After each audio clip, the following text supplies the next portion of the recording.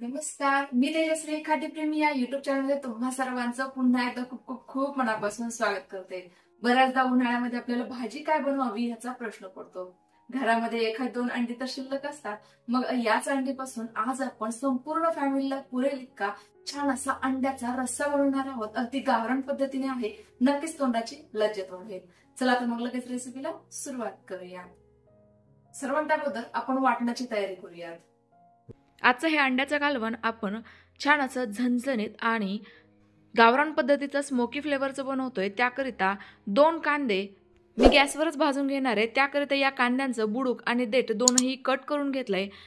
यांना वांग्याप्रमाणे कापून घेऊयात। यांची जी साल आहे ती मी जास्त काढलेली नाहीये, थोडीफार ठेवलेली आहे। यामुळे आपला कांदा जास्त जळत नाही। जळालेला भाग आपल्याला काढून टाकावा लागतो, तर आपण फक्त ही जी साल आहे ना तीच काढून टाकतो। यासोबत छोटीशी खोबऱ्याची वाटी देखील भाजून घेऊयात। खोबऱ्याची वाटी फार पटकन भाजली जाते, त्यामुळे ती पटापट अलटपलट करायची आणि संपूर्ण बाजूने थोडीशी काळी होईपर्यंत भाजून घ्यायची। बघा या पद्धतीने। सेम पद्धतीने कांदे देखील एका साईडने भाजून झाले की लगेच ते पलटवून दुसऱ्या साईडने भाजून घ्यायचे। अशा पद्धतीने आपले कांदे आणि खोबरं भाजून झालंय, ते एका ताटामध्ये काढून घेते आणि लगेचच इतर साहित्य भाजण्याची तयारी करते। त्याकरिता गॅसवर एक कढाई ठेवली, त्यामध्ये पळीभर तेल टाकायचे। तेल हलकं गरम झालं की लगेचच 10 ते 12 लसूण पाकळ्या, अर्धा इंच आलं आणि 2 चमचे या तेलामध्ये छान असे खमंग परतवून घेऊयात। बऱ्याचदा अंड्याची भाजी केली की अंडे एकीकडे, रस्सा एकीकडे किंवा पाणी एकीकडे असं होतं आणि यामुळे ना त्या भाजीला अंड्याची हवी तशी टेस्ट येत नाही। त्यामुळेच मी आज तुमच्यासोबत थोडीशी वेगळ्या पद्धतीची ही भाजी शेअर करतेय। संपूर्ण साहित्य परतवून झाल्यानंतर लगेच यामध्ये कांदे देखील हातांवरच थोडेसे मॅश करून घातले। यांवरील थोडासा काळा भाग मी काढून टाकला होता। पुन्हा एकदा संपूर्ण साहित्य अगदी हलकसं परतवून घेतलं, कारण कांदे तर अगोदरच आपण भाजून घेतलेले आहेत।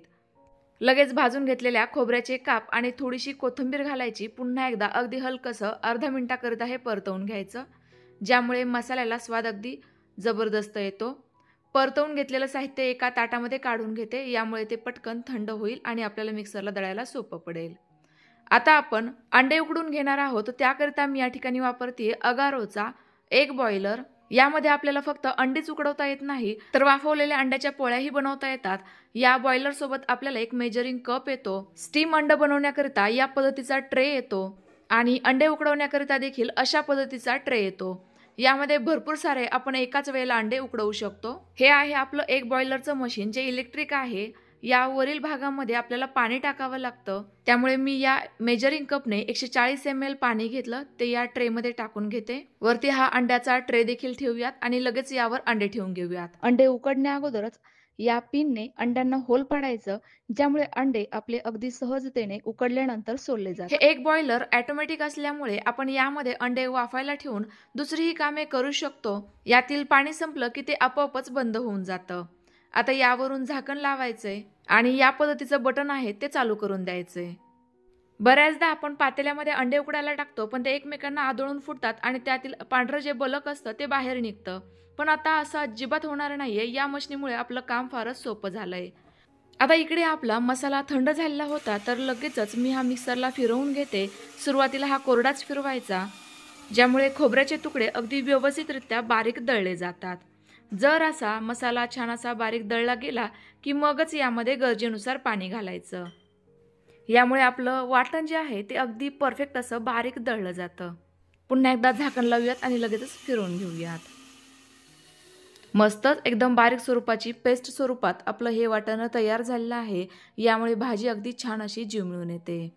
मी वाटण तयार करूपर्यंत आपले अंडे देखील इकडे छान असे वाफवले गेलेले आहेत।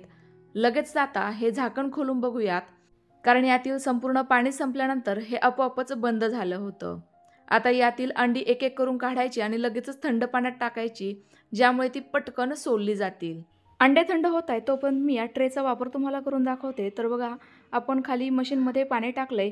या ट्रेमध्ये लगेच एखादं अंडं फोडून टाकायचंय। ट्रेला पहिले तेलाने थोडंसं ग्रेस करून घ्यायचं। अंड्यावर चिमूटभर मीठ, थोडीशी हळद, चवीनुसार मीठ आणि अगदी थोडीशी धना पावडर टाकायची। आता यावर झाकण ठेवून 7 ते 8 मिनिटाकरिता वाफवून घेऊ। तर बघा अगदी छान असं वाफवलेलं आपलं ऑमलेट देखील तयार झालंय। जराही मेहनत न घेता पटकन असं डिमोल्डही झालं आणि आतमध्ये तुम्हाला कट करून दाखवते बघा व्यवस्थित असं शिजलं गेलं आहे। हे तुम्ही ब्रेड सोबतही खाऊ शकता। एवढ्या वेळात आपले अंडेही थंड झालेत। आता हे व्यवस्थित सोलून घेऊयात, यातील वरील आवरण काढून घेऊयात।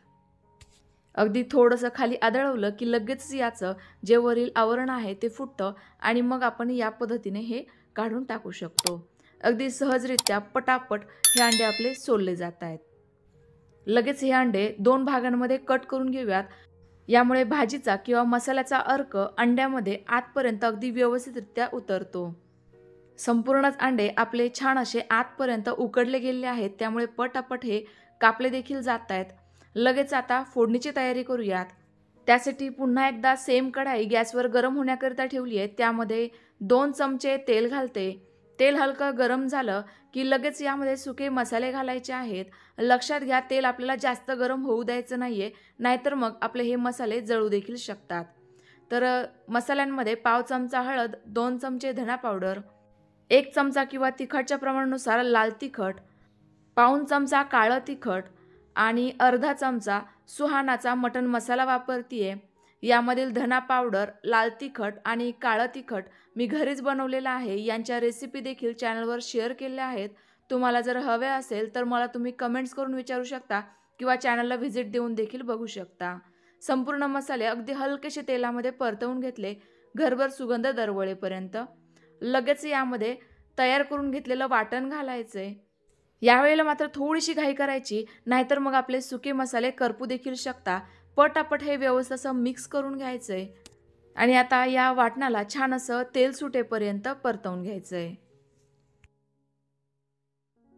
तर बघा वाटण तयार करत असताना आपण जास्त पाण्याचा वापर न केल्यामुळे आपलं हे वाटण देखील अगदी पटकन असं परतलं गेलंय। छान रंग तर आलाच आहे, तेल देखील सुटलं होतं। लगेच यामध्ये पाणी घालायचंय। थोडंसं पाणी मी मिक्सरच्या भांड्यात टाकून घातलं होतं, तर गरजेनुसार आणखी थोडंसं पाणी घालतीये। या ठिकाणी आपल्याला कोमट पाण्याचाच वापर करायचा आहे, ज्यामुळे भाजीला तर्री अगदी परफेक्ट येते। तर बघा साधारणतः या कन्सिस्टन्सीचा रस्सा मी ठेवलाय। आता यामध्ये 2 अंड्यांचा जो बलक आहे, पिवळा भाग आहे, तो हातांवर अशा पद्धतीने मॅश करून घालायचा आहे। यामुळे रश्श्यामध्ये छान अशी अंड्याची टेस्ट उतरते। आता हे व्यवस्थित मिक्स करून घेऊयात आणि भाजीला एक छान अशी उकळी काढून घेऊयात। तर बघा काही वेळानंतर आपल्या भाजीला मस्त अशी खळखळून उकळी आली आहे। तरी तर बघा काय जबरदस्त आली आहे। भाजी उकळत असताना यावर मी अजिबात झाकण ठेवलं नव्हतं। लगेच यामध्ये हे अंडे सोडून घ्यायचे। आपण हे अंडे अशा पद्धतीने कापून घेतलेले असल्यामुळे सर्वात शेवटी अंडे जरी सोडले ना, तरी देखील या अंड्यांमध्ये रश्श्याची टेस्ट अगदी परफेक्ट अशी उतरते। कारण हे अंडे आपण खूपच अगोदर जर सोडले असते ना, तर यातील पिवळा भाग जो आहे तो रश्श्यामध्ये निघून गेला असता। आता सर्वात शेवटी चवीनुसार मीठही टाकूयात आणि पुन्हा एकदा जरा वेळाकरिता भाजी छान अशी उकळी येईपर्यंत शिजवून घेऊयात। अगदी मस्त अशी झणझणीत चमचमीत तर्रीबाज आपली ही गावरान अंड्याची अगदी चुलीवरच्या टेस्ट सारखीच भाजी तयार झाली आहे। सर्वात शेवटी उकळी आल्यानंतर आता यावरून थोडीशी बारीक चिरलेली कोथिंबीर घालायची आणि लगेचच गरमागरम भाकरीसोबत चपातीसोबत सर्व करायची। घरामध्ये जर थोड्याशाच प्रमाणामध्ये अंडे शिल्लक असतील तर तुम्ही याच्या आणखी थोड्याशा छोट्या छोट्या फोडी करून यामध्ये घालू शकता। यामुळे कमी अंड्यात देखील संपूर्ण फॅमिलीकरिता भाजी तयार होते। लगेच गॅस बंद करूयात आणि पटकन सर्व करून घेऊयात।